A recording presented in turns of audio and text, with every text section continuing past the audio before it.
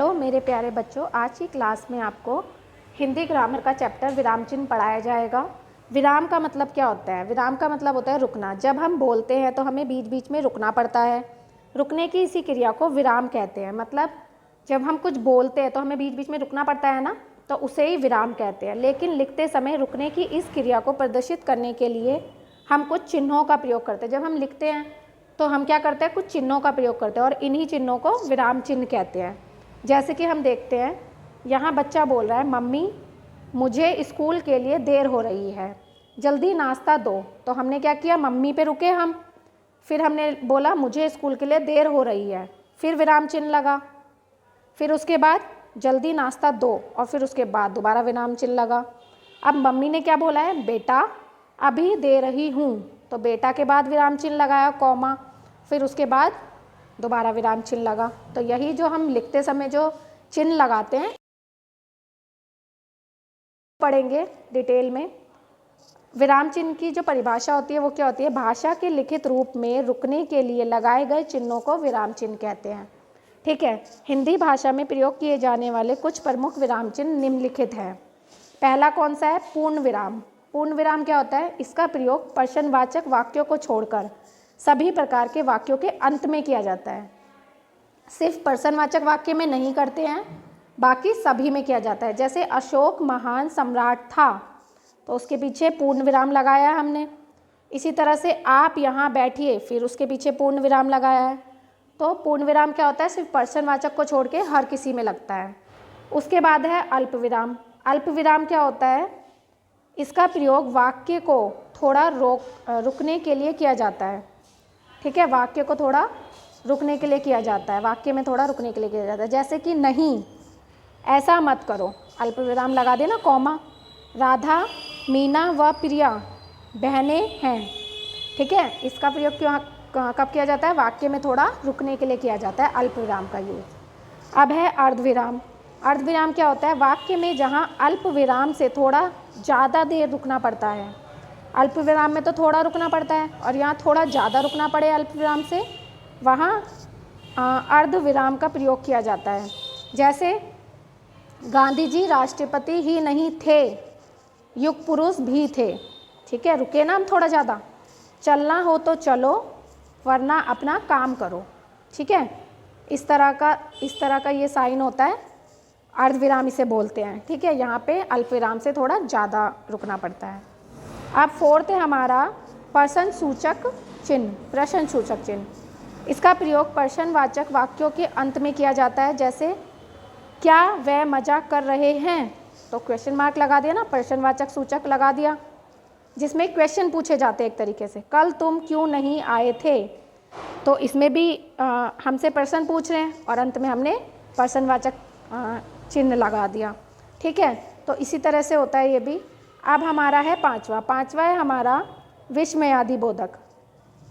इसका प्रयोग वाक्यों में हर्ष, घृणा, शोक, भय, आश्चर्य आदि भावों को प्रकट करने वाले शब्दों के अंत में किया जाता है। ठीक है, ये क्या होते हैं? भाव होते हैं। जैसे छी, कितनी गंदगी है, तो छी क्या है?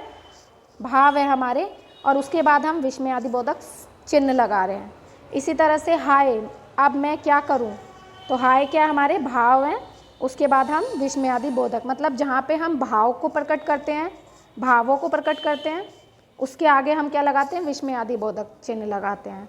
अब है छठा हमारा है योजक चिन्ह। इसका प्रयोग दो शब्दों को एक साथ जोड़ने के लिए किया जाता है। ठीक है, जैसे मेरे माता पिता को जोड़ दिया ना योजक चिन्ह लगा के, बहुत अच्छे हैं। इसी तरह से वह धीरे धीरे चलता है, तो धीरे धीरे में हमने क्या किया? योजक चिन्ह लगा दिया। तो मतलब दो शब्दों को जोड़ता है ये।